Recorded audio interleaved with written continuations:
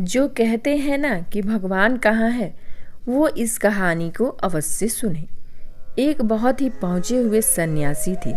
सारी दुनिया की यात्रा करके भारत वापस लौट रहे थे। राह में एक छोटी सी सियासत में ठहरे। उस सियासत के राजा को उस सन्यासी के आगमन की खबर मिली तो वे तुरंत उनके पास पहुँचे। उन्होंने उन सन्यासी के चरणों में प्रणाम किया और कहा, स्वामी, एक प्रश्न 20 वर्षों से निरंतर खोज रहा हूँ, कोई उत्तर नहीं मिल रहा, क्या आप मुझे उत्तर देंगे? सन्यासी ने कहा, निश्चित दूंगा। आज तुम खाली हाथ नहीं लौटोगे, पूछो तुम्हारा सवाल क्या है? राजा ने कहा, मैं ईश्वर से मिलना चाहता हूँ, मुझे उनके बारे में सुनना या समझना नहीं है, मैं सीधा उनसे मिलना चाहता हूँ। सन्यासी ने कहा, अभी मिलना चाहते हो या थोड़ी देर ठहर कर? राजा ने कहा, माफ़ करिए, शायद आप समझे नहीं, मैं परम पिता परमात्मा की बात कर रहा हूँ।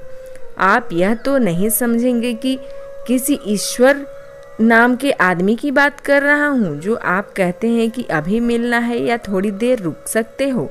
उस सन्यासी ने कहा, महानुभाव, भूलने की कोई गुंजाइश नहीं है, मैं तो 24 घंटे परमात्मा से मिलाने का ही काम करता हूँ। अभी मिलना है कि थोड़ी देर रुक सकते हैं? सीधा जवाब दे। 20 साल से मिलने को उत्सुक हो, आज वक्त आ गया है तो मिल लो। राजा ने हिम्मत की और कहा, अच्छा, मैं अभी मिलना चाहता हूँ, मिला दीजिए। सन्यासी ने कहा, कृपया करो, एक छोटे से कागज पर अपना नाम लिख दो ताकि मैं भगवान के पास पहुंचा दूं। आप कौन हैं? राजा ने लिखा अपना नाम, अपना महल, अपना परिचय और अपनी उपलब्धियां और सन्यासी को दी। सन्यासी ने कहा, महाशय, यह सब मुझे झूठ और असत्य मालूम होते हैं जो आपने कागज पर लिखा है। मित्र अगर तुम्हारा नाम बदल दे तो क्या तुम बदल जाओगे? तुम्हारी चेतना, तुम्हारा सत्य, तुम्हारा व्यक्तित्व दूसरा हो जाएगा।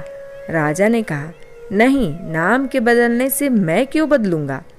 नाम नाम है, मैं हूँ।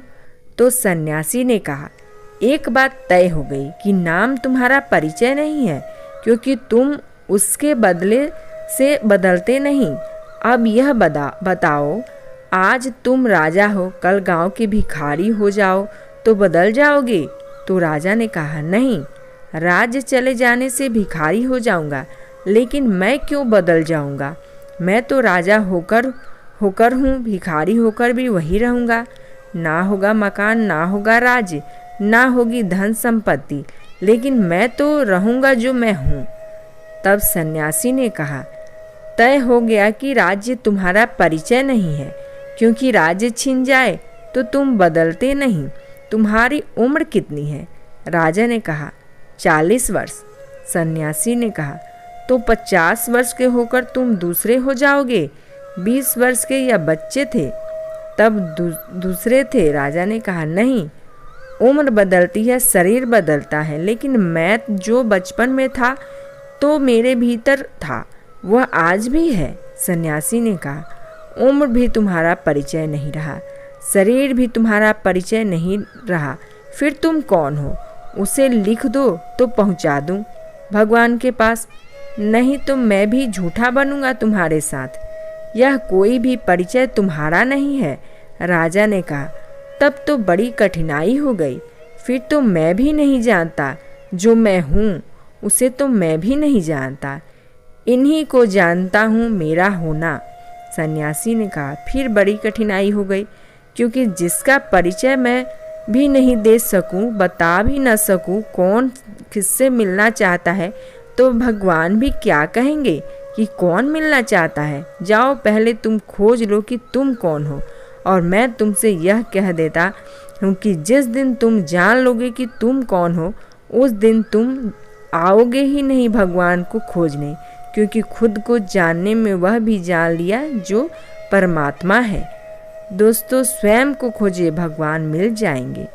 आशा करती हूँ आपको यह कहानी अच्छी लगी होगी। तो मिलते हैं अगली कहानी के साथ, तब तक के लिए जय श्री राम।